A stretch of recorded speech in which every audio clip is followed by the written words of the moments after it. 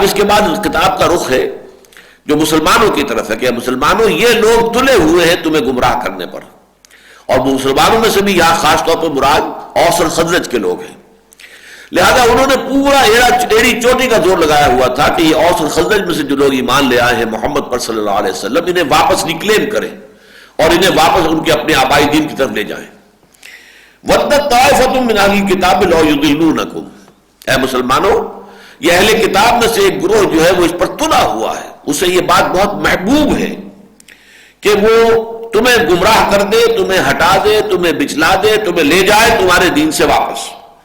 وَمَا يُضِلُّونَ إِلَّا أَنفُسَهُمْ وَمَا يَشْعُرُونَ، اور وہ نہیں گمراہ کر رہے مگر صرف اپنے آپ کو،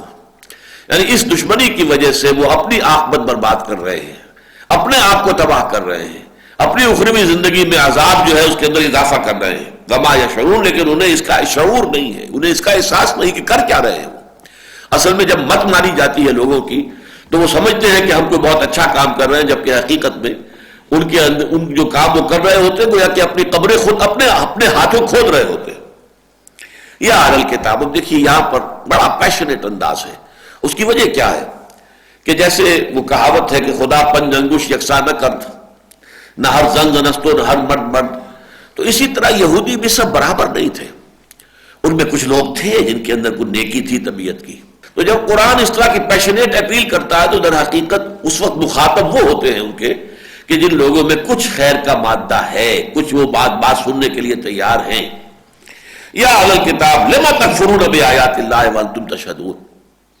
اے کتاب والو کیوں تم انکار کرتے ہو اللہ کی آیات کا جبکہ تم خود گواہ ہو، تمہارا دل گواہی دے رہا ہے کہ یہ قرآن حق ہے۔ یعرفونہ کما یعرفون ابناءکم،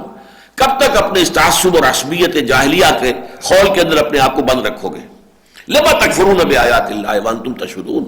کیوں جھٹلا رہے ہو، کیوں تکذیب کر رہے ہو اللہ کی آیات کی، حالانکہ تم منتظر تھے اور تمہارے قرب کی وجہ سے یہ اوس اور خزرج کے لوگ جو ہیں ایمان لے آئے کہ تم سے سنا کرتے تھے کہ نبی آخر الزمان کا ظہور قریب ہے، آخری نبی آنے والا ہے، تو لما تکفرون بآیات اللہ وانتم تشہدون، تم خود گواہ ہو، تمہارے دل گواہ ہیں اس بات پر کہ یہ حق ہے۔ یا اہل الکتاب لما تلبسون الحق بالباطل وتکتمون الحق وانتم تعلمون، اب دیکھیے یہ وہی انداز ہے جو سورہ بقرہ میں آ چکا ہے، ولا تلبسوا الحق بالباطل وتکتموا الحق وانتم تعلمون، یہ آیت جو ہے وہ 5ویں رکوع کے اندر موجود تھی،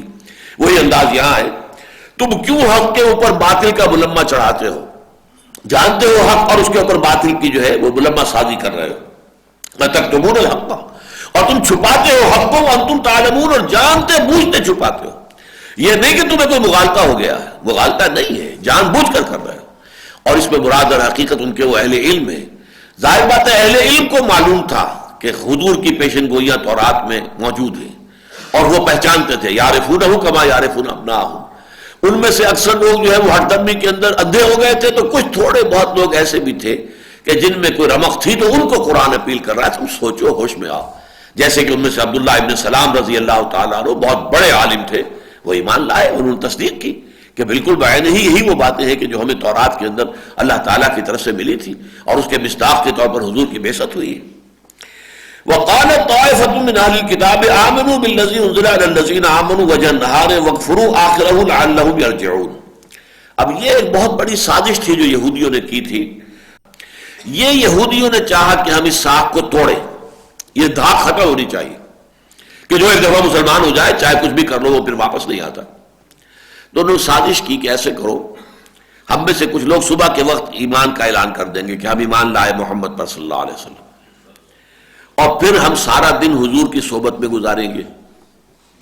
اور شام کو کہہ دیں کہ بھائی ہم نے تو دور کے ڈھول سہانے تھے، ہم نے سمجھا تھا کہ واقعی کوئی اچھی شخصیت ہے، اونچی شخصیت ہے،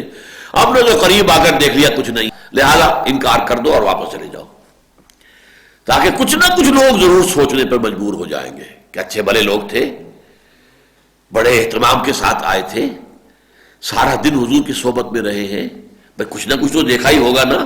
یہ انسان کی ایک کمزوری ہے کہ وہ کسی بری بات کو قبول کرنے کے لیے ذہناً زیادہ آمادہ ہوتا ہے، کچھ نہ کچھ تو دیکھا ہوگا نا، کوئی بات ایسی ان کے علم میں آئی ہوگی جس کی وجہ سے کہ یہ چھوڑ کر چلے گئے۔ یہ لوگ جو ہیں یہ نیتاً منافق تھے ابتدا ہی سے، یعنی اگر انہوں نے کلمہ طیبہ ادا کیا اور اپنے مومن ہونے کا اعلان کیا تو انہیں خود بھی معلوم تھا کہ ہم یہ دھوکہ دینے کے لیے کر رہے ہیں، ہم واقعتاً ایمان نہیں لا رہے، لہذا کوئی ایک منٹ کیا ایک سیکنڈ بھی ان پر ایمان کی کیفیت آئی ہی نہیں۔ اس کے برعکس معاملہ ایسے لوگوں کا تھا،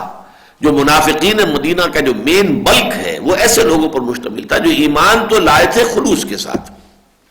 دھوکہ دینے کے لیے نہیں، لیکن اس کے بعد جب انہوں نے دیکھا کہ ایمان تو بڑا سخت مطالبے کر رہا ہے، پیسے لاؤ، جان لے کر میدان میں حاضر ہو جاؤ، یہ بڑی کڑی شرائط ہے، یہ پوری نہیں ہو سکتی، یعنی ان میں جس کو ہم کہتے ہیں ول پاور، قوت ارادی مضبوط نہیں تھی، یا ایمان اتنا گہرا نہیں تھا، تھا تو صحیح لیکن گہرا نہیں تھا کہ جس کی بنا پر وہ ہر شے کی قربانی دینے کو تیار ہو جائے، تو پھر وہ رفتہ رفتہ پیچھے قدم ہٹاتے تھے، پہلے کوئی جھوٹے بہانے بنانے شروع کیے، اس سے بچ گئے، پھر دیکھا کہ اب بار بار بہانے ہم بناتے ہیں تو لوگ ہنستے ہیں، تو قسم کھانی شروع کی، خدا کی قسم ایسی بات ہے، آپ خام خواہ سمجھ رہے ہیں، مجھ پر شک کر رہے ہیں، واقعی میری بیوی بڑی شدید بیمار ہے، واقعتاً میرے لیے جانا ممکن نہیں ہے جنگ پر، وغیرہ وغیرہ قسمیں کھانی، اتخذوا ایمانہم جنۃ فصدوا عن سبیل اللہ، انہوں نے اپنی قسموں کو ڈال بنا لیا ہے اللہ کے راستے سے رکنے کے لیے۔ پھر اس سے بھی اگلی سٹیج وہ آئی کہ پھر ان کے اندر ایک بغض اور دشمنی پیدا ہو گئی، ایک اندر سے اندر ہی اندر یہ بھی کہ کیا مصیبت ہم نے اپنے گلے میں ڈال لی اسلام جو ہے، لیکن اب چھوڑنے کو بھی تیار نہیں، اس لیے کہ پورا قبیلہ ایمان لا چکا ہے، اب اگر ایمان سے ہم نکلتے ہیں تو گویا کہ اپنے تمام رشتہ داریوں کو چھوڑیں، اپنے تمام قبیلے والوں سے تعلق منقطع کریں۔ یہ وہ لوگ تھے کہ جو منافقین کا مین بلک تھے، وہ نہیں تھے کہ جن کا آغاز ہی کفر سے ہوا ہو، البتہ یہ بھی ایک نفاق کی شکل ہے کہ جس کا آغاز بھی کفر سے، اختتام بھی کفر پر، اور ہر لہجہ کفر ہے، اور شعوری طور پر انہیں معلوم ہے کہ ہم کافر ہیں، ہم مسلمان نہیں، لہذا ان کی مثال اس کی ہوگی جو یہاں پر آ رہی ہے، وَقَالَتْ طَائِفَةٌ مِّنْ أَهْلِ الْكِتَابِ، اور یہ فیصلہ کیا اہل کتاب کے گروہ نے، آمنوا بالذی انزل علی الذین آمنوا وجہ النہار، ایمان لانے کا اعلان کر دو اس شے پر کہ جس پر ایمان لائے ہیں اہل ایمان، جو نازل کیا گیا اہل ایمان پر، یعنی قرآن پر ایمان کا اعلان کر دو وجہ النہار، صبح کے وقت، وَاکْفُرُوا آخِرَهُ، اور اس دن کے آخری حصے میں کفر کا اعلان کر دو، لَعَلَّهُمْ يَرْجِعُونَ، شاید کہ یہ بھی لوٹیں، کچھ نہ کچھ اندر جا کر، ہم جب باہر آئیں گے ایک دو کو شاید کھینچ کر لے آئیں اپنے ساتھ، کچھ لوگوں کو جو ہے ان کے دلوں میں اپنے لیے نرم گوشہ پیدا کر لے اور پھر وہ بھی ہمارے ساتھ باہر نکل آئیں، ورنہ یہ کہ کم سے کم ایک تذبذب میں، ایک وسوسے میں، ایک شک و شبہ میں تو مبتلا ہو ہی جائیں گے کہ آخر کوئی بات تو ہوگی، یہ لوگ جو تھے بڑے عالم لوگ تھے، بڑے سمجھدار لوگ تھے، انہوں نے اتنی بڑی قربانی کی، اتنا بڑا اثار کیا، حضور پر ایمان لائے، اپنے تمام مقام اور مرتبہ اور منصب کو تج دیا، لیکن کوئی نہ کوئی بات تو دیکھی ہوگی بھائی کہ جس کی وجہ سے یہ لوگ جو ہے واپس چلے گئے، تو اس سے وہ دغدغہ اور وسوسہ جو ہے لوگوں کے دلوں میں پیدا کر دیا جائے۔